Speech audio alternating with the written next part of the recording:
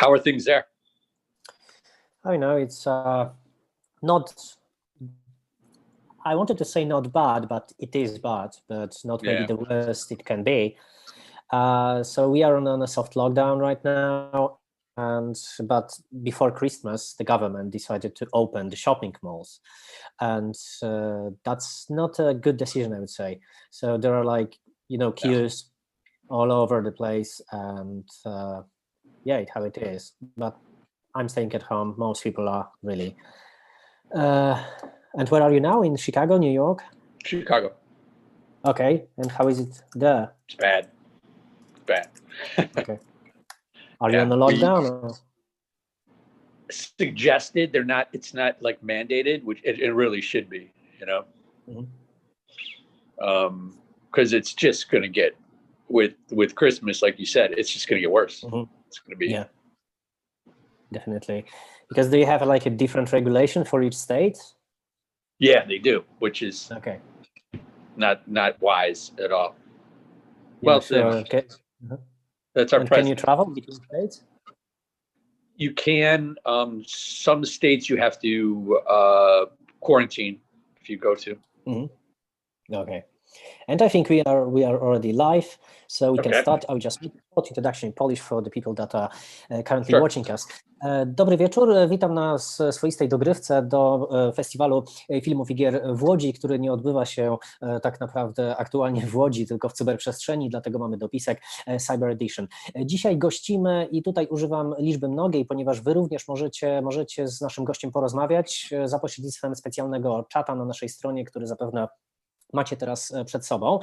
Naszym gościem jest Brian Azzarello, człowiek, którego komiksy musiałbym tutaj chyba wymieniać godzinę, więc wspomnę tylko o tych, które w ostatnim czasie były u nas publikowane, czyli autor Fateless, autor 100 nabojów i autor Księżycówki.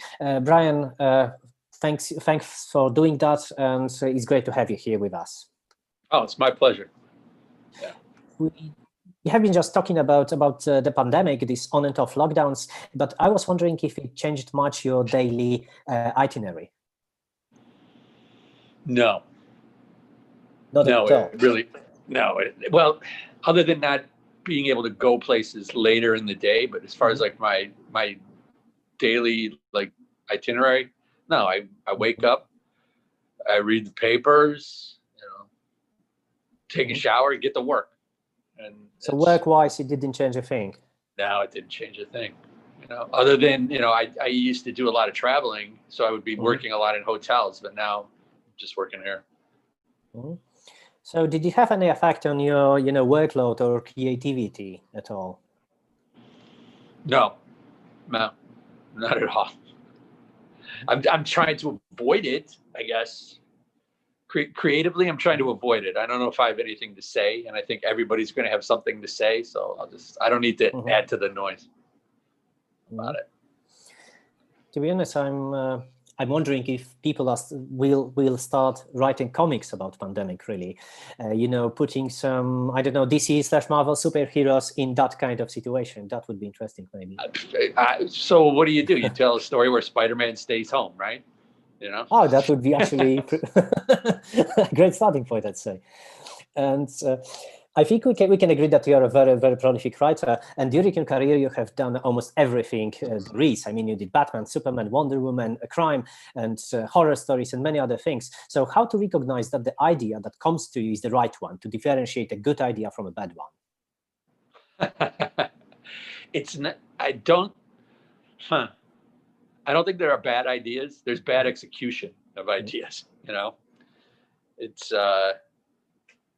I mean, I know when I have something I want to say. That's like the most important thing. If there's something I want to say about a character, then I can do it. So you are basically saying that Spider-Man staying at home during pandemic is not a bad idea. It's not a bad idea if you handle it correctly. No, yeah. I mean, there's probably something you could say about that. And I'm asking because, you like it or not, you have a reputation of being a provocateur of sorts that DC brings to start, a little earthquake. So, but is that really your approach? I don't think so, but I would like to hear your opinion on that. Is it my approach? Do I try to do that? No. Yeah. Do I do it? Yes, I do it. Yeah. So I is think there, that's just, I mean, I don't want to do anything that's been done before with these characters, you know? It's like, those stories are there. There's no reason to add to them, really. It's like, if there's something new to be said, then let's say it. And I bet it's pretty satisfying when your comics makes a splash like Batman Damned, but don't you feel that sometimes the controversies around the comic can obscure the real story and distort the image of the actual book you've written? Yeah, yeah. That's certainly with that book it did. Yeah. Mhm. You know, Bruce Wayne nude was more, you know, took on a life of its own. It was more important than the story for a little while. Yeah. I think now that it's all been collected, the story the story is what hangs on its own. But, you know, before there was something else hanging. Yeah, and Dan started a discussion about censorship in comics. I mean, that might be too strong a word, but what's the story behind? I think it's Sorry? too strong a word. It's too Yeah. strong a word. You know, censorship, that's the government. Yeah. This look, DC owns these characters. Right. You So know, what was the story basically behind Batman's penis? Why what was the story behind it? You mean like, why was it there? I mean, yeah, because that was a risky idea anyway. As you said, DC is very, concerned about how the characters appear in the comics. So you must have known that it would, as I said before, make a splash. That page was done a year before that book was published. That page was in the office for a year. People knew that it was that was there. Okay, editorially, despite what DC has said, no, they knew it was there. And they, it got approved. It went through. I mean, you know, and honestly, I did not think it was going to be that big of a deal. And it wasn't that big. It was average size. But Lee and I talked about, we talked about it ahead of time. And, when we were done with the discussion, it was like, well, just make sure that it's, if they say no, that it can be, you could cover it up and it won't look like you're covering up anything. And he was like, oh, no, it's easy. If they don't like it, we'll get rid of it. They never said get rid of it. We thought the last page of that first issue was going to be the one that was going to, with the crucifix vandalized to look like Joker. We thought that was going to be the page that was going to be controversial. Nah, nobody said a boo about that. You know. And but I bet you weren't really happy about how it played out, really, because it played out differently as you probably expected. I wasn't happy with the way DC handled it. No, I thought that as a publisher, they should have stood behind what they published instead of, walking it back, saying they didn't know it was there, which was not true. I think that they threw Lee and I under the bus pretty much. We already have some questions from readers, and obviously the one is about you and your unorthodox appearance. So what's the story?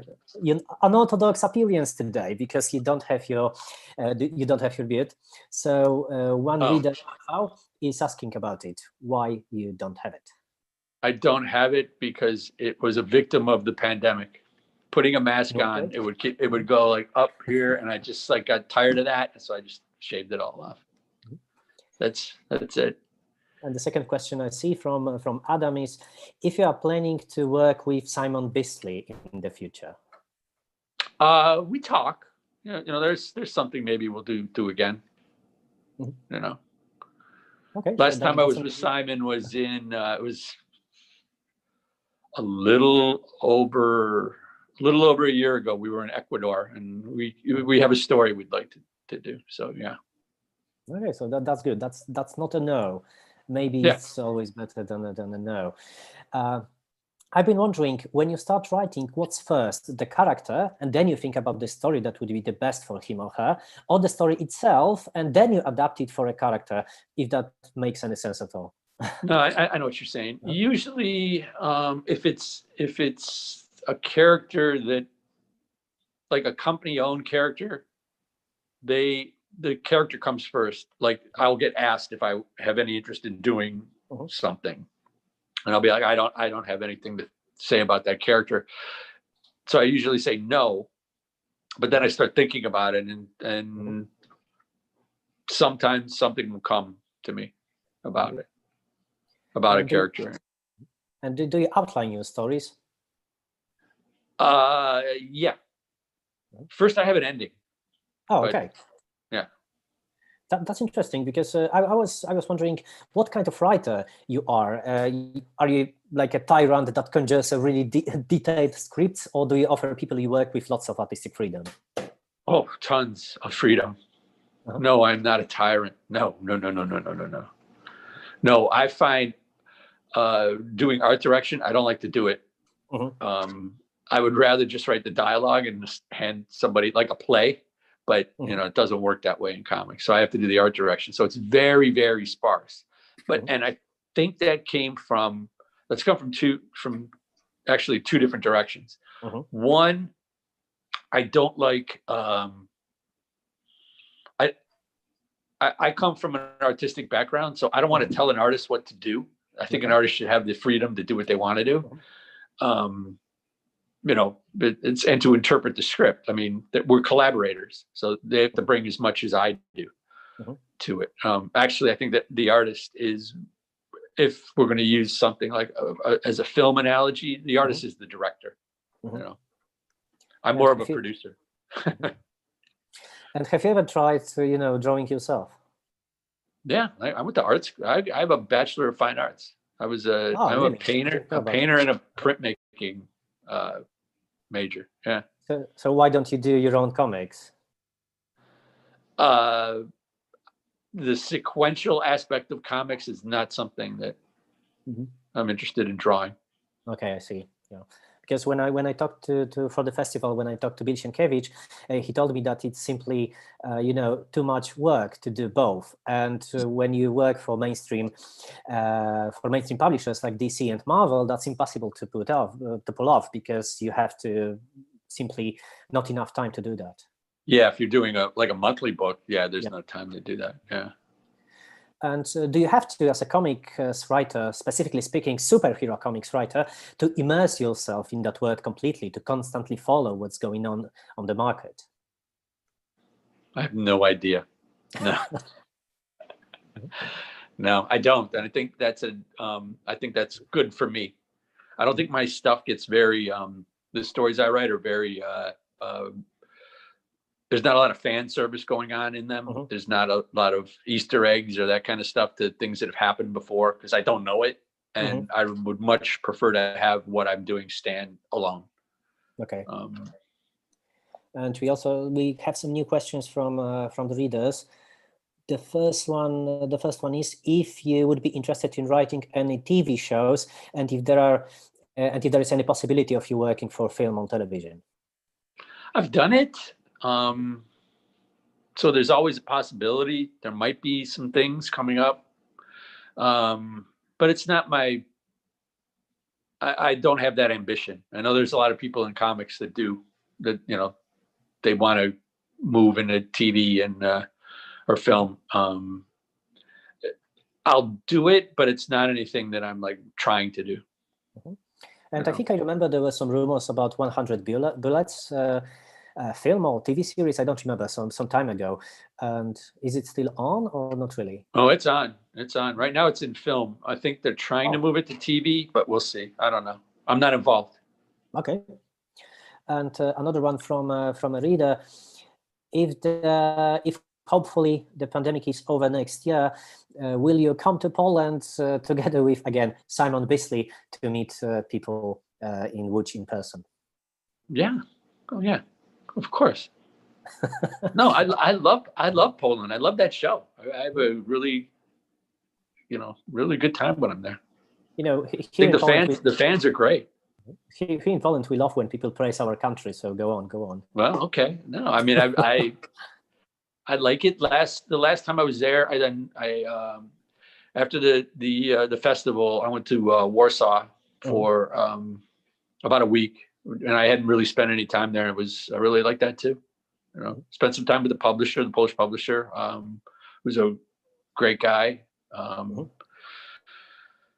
There's a Batman project that I'm involved in right now that might have some Polish bits in it, so we'll see. Oh, that would be awesome. Okay, and as you said, you have a Bachelor of Arts in arts. So what did encourage you to start writing comics? I got paid. So the financial aspect, yeah. Yeah, I mean, it wasn't anything I was ever really looking to do. I'm not like a lot of other creators in comics. Like I think that the majority of people that work in comics, that was something they wanted to do from when they were kids. That was not me. I came into it kind of late, but I mean, I really I'm happy to do it. I'm grateful that I've had a career and that people have like my work and stuff. So. And that's interesting because I even remember reading that as a kid you have not been that keen on superhero stories. You prefer to read like monster stories and crime. Why was that so?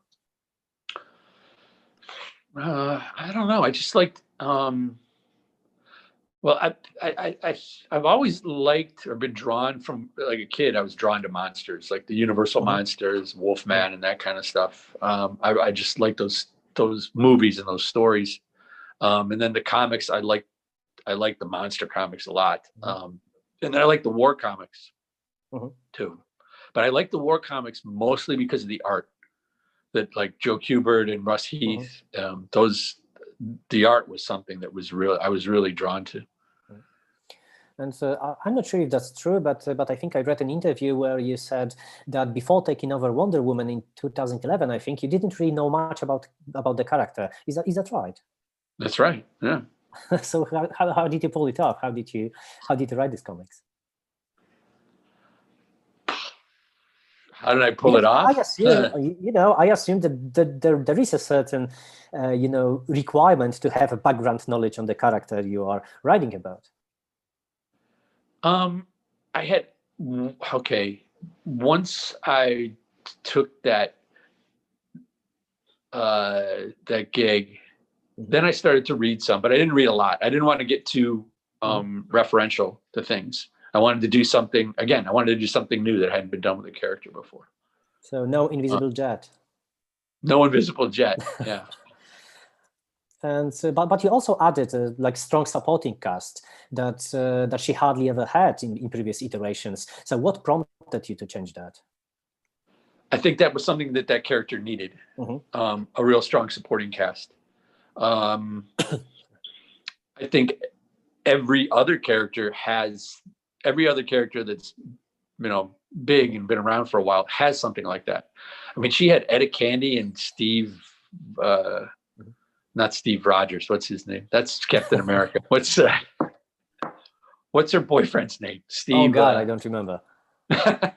Sorry, that's embarrassing, but I don't remember. No, I don't. Me neither. But he wasn't in the book either. And that was something that that was like New 52 was that was a chance to do some reinvention without changing the character. I really didn't change her much, but I changed the world around her because I thought that was, it could use some doing. I figured like you've got all these gods, why not use them? To be honest, that's, I think, the only New 52 series I still own. It's right behind me on the shelf. Wow. And I Googled the name. It was Steve Trevor. Steve Trevor, okay, thanks. Yeah. And another question from a reader, it's about US comic book market. So do you think that that monthly or weekly issues, if the formula of publishing monthly or weekly issues and then putting them into trade paperbacks is the right one for the comic book market, or do you think it needs, like a radical change? Or I think it needs to change. I think a change, and I think a change is coming too. Mm-hmm. It's going to be slow. I mean, but I think there's going to be less monthly comics. Mm-hmm. And more sort of stories that stand alone, Mm-hmm. The kind of stories that I've been writing since I started. Yeah. That these I think more. I think continuity is detrimental to comics right now. That a lot of stories you need to be pretty well versed in a character before you pick up the book. Yeah, it's not good. I should be able to pick up a Batman book, and it's like the first one I've ever picked up, and I should be able to understand it. Mm-hmm. So I think we should shift into graphic novels and one-shots. Yeah, but financially, that's why it's moving so slowly. Mm-hmm. I mean, I think that they need the companies need the monthly revenue being generated mm-hmm. from these things, and it's like, like it's called like getting 2 bites of the apple. You publish these things monthly and then you collect them and you publish them again. Mm-hmm. To be honest, as a reader, I prefer shorter runs. As you said, I hate these extended runs because I get so lost in them, and I don't like to buy all the other tie-ins and all the crossovers. That messes with my head. I don't really read that stuff. But I think the newest series of use that came out in Poland this year is Faithless. Okay. And I'm not asking about sex, as everyone is interested in sex, so it feels redundant. But are you into the occult? Yeah, I'm into sex too. So. Okay, so please do elaborate on that. That story started as I was talking to Sierra Hahn, who's the editor of the book. We were out for dinner. I was in LA for I forget what I was there for. I think I was there for business with DC. And Sierra and I have known each other. She used to work at DC a long time ago, back when they were in New York. And we've always wanted to work together since she became an editor. And we're talking about this thing, and I had this idea, and I said, like, I think this could be like a young adult kind of story. YA, just like it had that kind of feel to me that like girl starts dating another girl, and then she's gets involved with her father. It's just like it seems like sort of like that risky kind of behavior that some of those YA books like to touch on. And then Sierra's like, why don't you go even, why don't we just do erotica instead of that? I'm like, oh, I've never done erotica. And she's like, yeah, that's like so out of your wheelhouse. Why don't we do it? So I was like, yeah, okay, we can do that. And it's been really popular, that book, Obviously, Faithless is a collaborative work, but did you feel at least a bit out of place writing about female sexuality? It's lucky for me that everybody else involved in that book is female. And that keeps me very honest, and I ask a lot of questions. Okay, so lots of research. And well, like the first time I was writing the first script, I'm sitting there, typing this out and like doing the art direction, and I'm like embarrassed. I'm like, I can't believe I'm telling somebody to draw this. So what about the occult? Are you into this kind of stuff? I think that goes back to my same like fondness of monsters and that kind of stuff. Those, that kind of panic. Yeah. I like that stuff. And one of the characters, sorry, I don't remember which one, in one of the pages is watching porn and playing Red Dead Redemption on her console. So was that your idea or Maria Lovett's? That was mine. Yeah.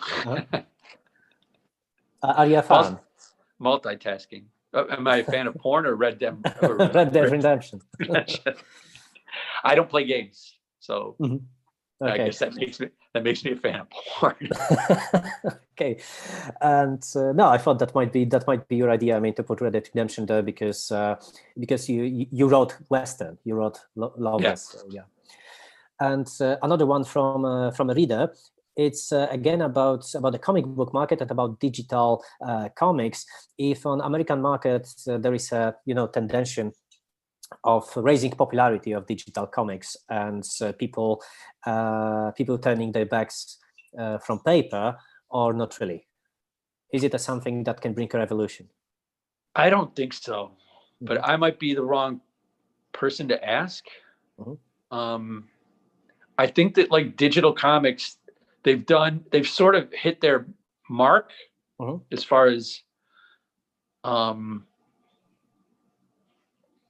many, how much revenue they generate, how much they sell. Like they kind of plateaued.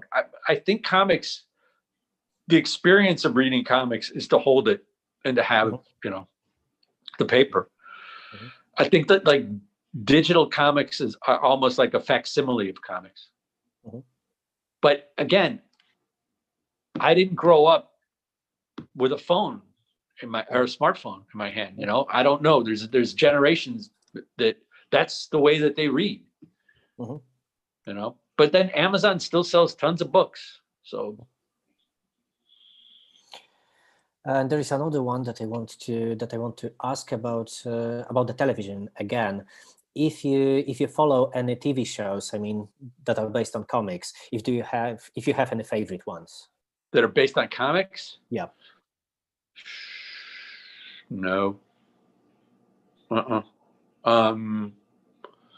liked what did I watch? I liked Doom Patrol. I thought that was pretty good. But that's really the only one that I've watched. So what about TV shows in general then? Because there is a constant talk about the golden age of television and so on, and obviously the cinemas are closed right now. So we are Yeah, I know Wonder Woman's going to be on HBO Max. Yeah. Wow, that's crazy to me.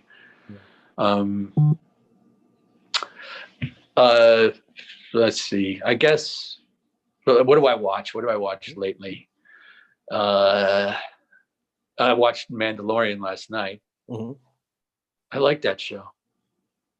And I'm not a big Star Wars fan, but Mandalorian's a Western. So that's what I heard. We don't have Disney Plus here yet. Oh, okay. And last night's episode was like a samurai film, which I really love those movies. So it was good. What else did I watch? Have I watched Raised by Wolves? I watched that. That's Ridley Scott, yeah. Yeah. And I think Rick and Morty's the best television show that there is. Yeah, I agree totally. There are more ideas in one episode of that show than most other series for a year. And we were speaking when we were speaking about Fateless, we were also speaking about collaborative work. So speaking about collaborations, can you say anything about your work with Frank Miller on Dark Knight Returns: The Master Race? I believe that was a lot of process to take that kind of gig that instantly generates tremendous expectations from readers. I didn't feel like any pressure or anything like that. It was more like Frank asked me if I wanted to work on it with him, and I'm like, yeah, sure. Then we, kicked ideas around. He had like, the way it worked is like, he like asked me if I wanted to do it. I said, yes. He said, this is what I want to happen. I want this. He like was saying things that were going to happen in the series. And I'm like, he's telling me all these things that he wanted in it. And I'm like, man, that doesn't seem like it hangs together linearly. And he's like, no, it's like you put them in order, so that's what I did. That was, but he and I learned a lot working with him because I tend to work, I I know where, like I said, I know where my ending is, and then I work backwards. So that, there's a real structure, and things happen for a reason, and they affect what's going to happen down the road, that kind of stuff. And like 100 Bullets is that's where I started doing that, and I've kept it up. But Frank works in what he calls moments, where it's like there's a moment, and that's a big thing. And so I learned about like his process, and it's really different than mine. Like, I set up dominoes and knock them down. And that's actually great that you mentioned 100 Bullets, because Brother Loner has just been published here. And I've been wondering what prompted you to revisit 100 Bullets universe in 2014, I think that was. Eduardo wanted to do it. Yeah. So that's the reason why Loner is the character as well. Yeah. Yeah. He wanted to do a Lono book. So it's like, okay, let's do it. Oh, okay. Man, so we were in where were we? We were in a cab in Spain. We were in Spain in Gijón. It was the night that Spain beat I think it was the Netherlands World Cup. So I was in Spain when Spain won the World Cup, which was crazy. We're in a cab, and the streets are full, and we're not really getting anywhere. And he's like, I've been thinking about doing, I think I want to do 100 Bullets again. I'm like, oh, okay, what? Because I had some ideas. Lono was not part of those ideas, but he's like, I want to do Lono. It's like, all right, let me think if there's something we can say about him. So that was quite easy to convince you to make a new book, wasn't it? Yeah, it wasn't too hard. Like, DC did not want us to end 100 Bullets. They were like, if you want to go 120 bullets, fine. 150. And I when they talked to me about it, I went to Eduardo and said, like, they're saying we don't have to quit if you don't want to. And we both were like, this is where we said we were going to end it. Let's just do what we said. If we want to come back, we can come back. What I personally always liked about the series, it's its linguistics. I mean, you used slang, you used accents. So can you talk about the process of researching that to make them sound right? I would go places, I would go places and listen to the way people talked. A lot of times, I think I've said this. I know I've said this before. Like, I would just like get on a bus and ride a bus. Usually, I would make sure that it's a bus on a line where there's a high school. So, and I would ride it then, because like you get kids talking, and you learn a lot of slang that way. Yeah, I bet. And one more question from a reader, that some people are getting tired with all these superhero stories in comics, on the telly, in the cinema. And do you, as a creator, as a writer, have moments like that? And what makes you to write another superhero story besides money? Besides money, if it really, I have to have something to say about the character, or I won't do it. So I don't really do it for money, but I do it for money. I mean, I get paid to do it, but it's I need a better reason than that. Like, I don't write continuity anymore. Wonder Woman was the last thing, and that's got all retconned anyway. There's a Batman story that I want to tell, that I have ideas for, and it's maybe 6 issues tops, but there's no place for it to land right now, because it is a continuity story, but Batman is so deep in its continuity, and it's they're like, do you want to do a mini series? And I'm like, no, I don't want to do a mini series. It's like, I want to do it in the regular Batman or detective book. So I said, like, when there's this, when somebody's leaving, let me know, and if I have time, we'll throw it in there. And But as you it's not said, like apart it's from not like I could like go in and say like, James is writing Batman. It's like, James, take 6 months off. I'm gonna, it's like he's got a bigger story to tell. So. And as you said, apart from Wonder Woman, you have rarely done extended runs, and you have always preferred to stay in the sidelines of this DC mainstream continuity. But isn't it that tempting, to shake things up a bit in the actual canon? It's hard to do that, I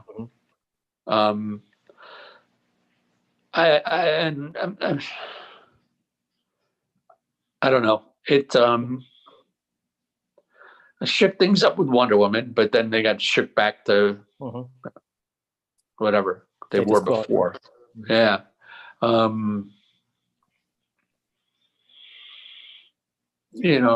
Now it's like to do it and like to think it's going to last is not. It's not a good idea. So from a writer's perspective, what are the limitations and how does the work with an editor look like? Is there like a long list of guidelines?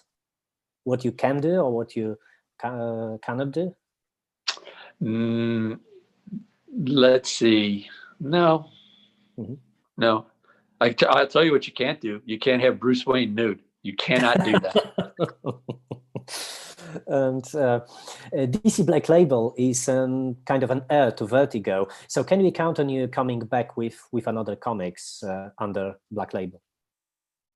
Yeah, I think so. Yeah. Do you have anything on your plate right now? With DC? And a little, not much. So can you share a tiny glimpse on what you're working on right now then?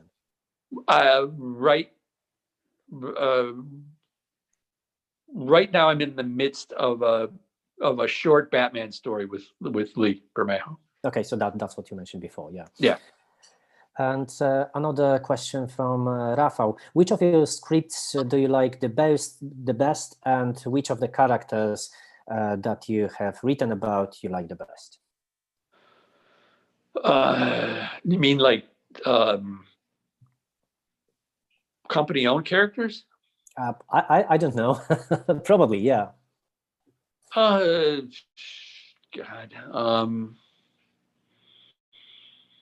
What scripts do I like the best? I don't know. I like. I usually like the one that I'm working on the best, because I like the work. Character-wise, Constantine is somebody that but I don't like him. I like writing his stories. I don't like him as a character.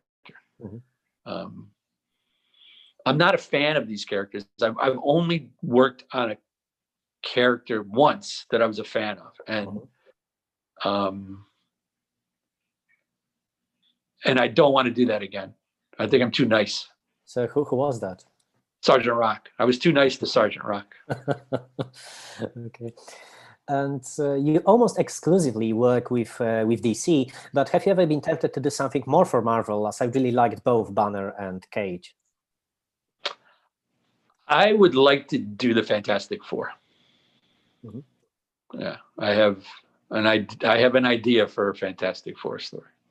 So it's not about having a soft spot for Fantastic Four, but an idea. Yeah, I don't have a soft spot for Fantastic Four. No. Okay, and I think one of the newest series with your name on the cover that was published in Poland was Moonshine, which is half horror story and half gangster story, and I like to think about it as a Southern Gothic kind of story. So how did you come up with this idea, of werewolves in that setting? I was looking for ways to it was just like I'm playing around with ideas in my head about like the universal monsters and like how to kind of reinvent them, make them a little bit more relevant. And like, what would I do with the werewolves? And it's like, what is it? And then like the title came to me, Moonshine.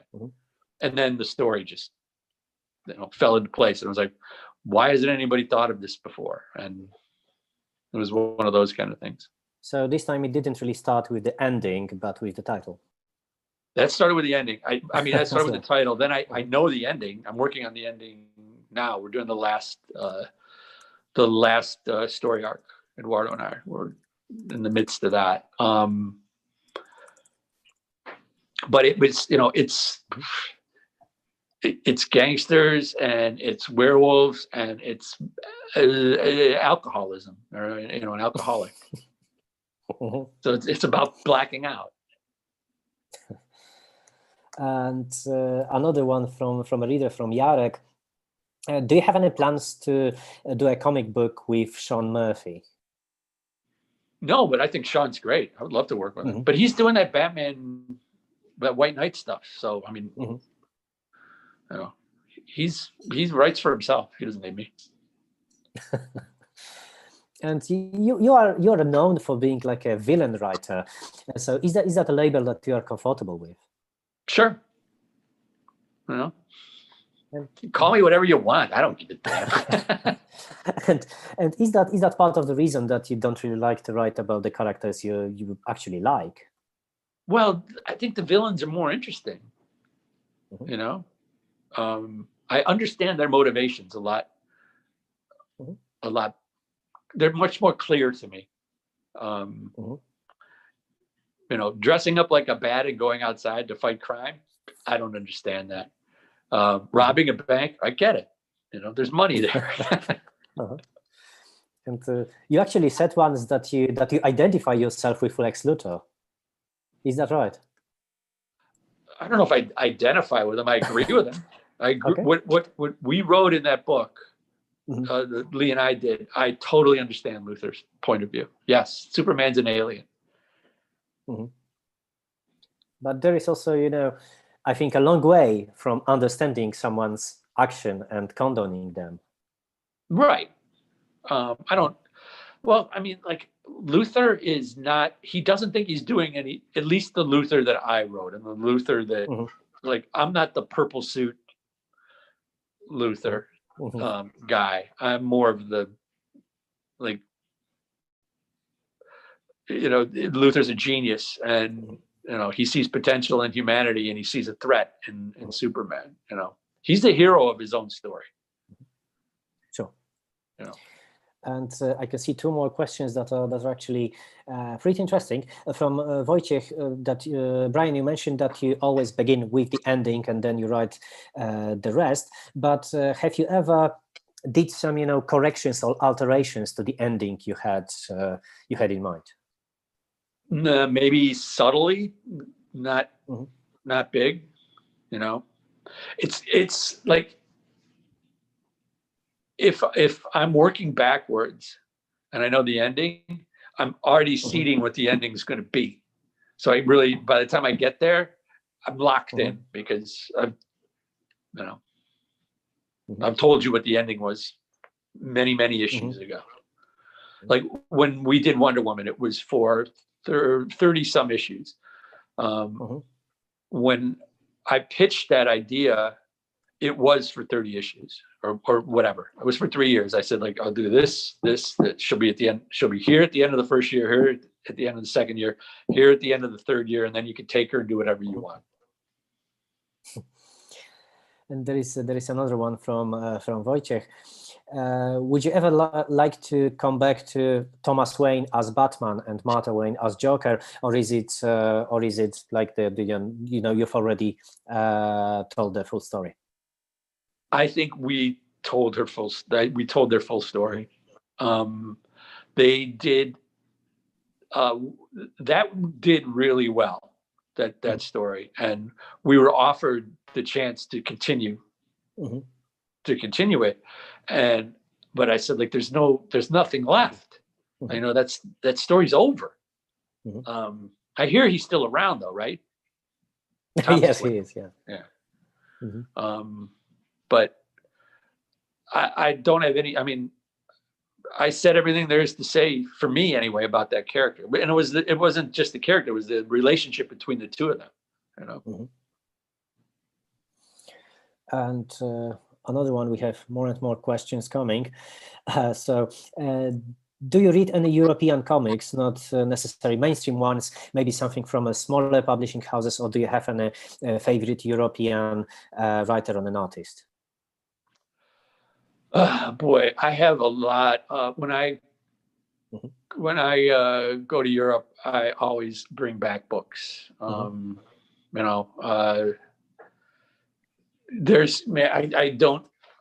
can't remember what it's called. It's a Polish book that I got last time.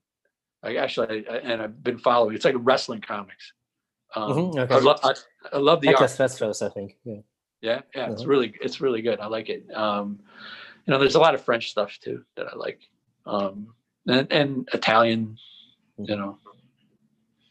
So do you there's a lot of there's a lot of stuff, independent stuff in Italy. I think is really good.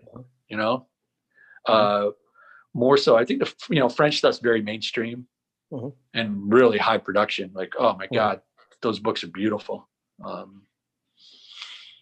And the bookstores are beautiful as well. Yes, they are. Yes, they are. And one more from Kamil. You have already really answered that, I think, with Fantastic Four, but is there an existing character or a series that you would love to write a script for, but you haven't had opportunity to do so yet? I have, with Marvel, it would be Fantastic Four. With DC, I don't know. Suicide Squad, maybe. Fingers crossed for both.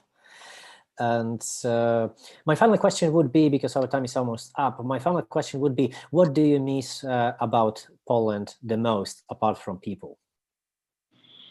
What do I miss about Poland the most, apart from the people? Well, the people. I like the food. I like the beer. But it's mostly the people. Yeah.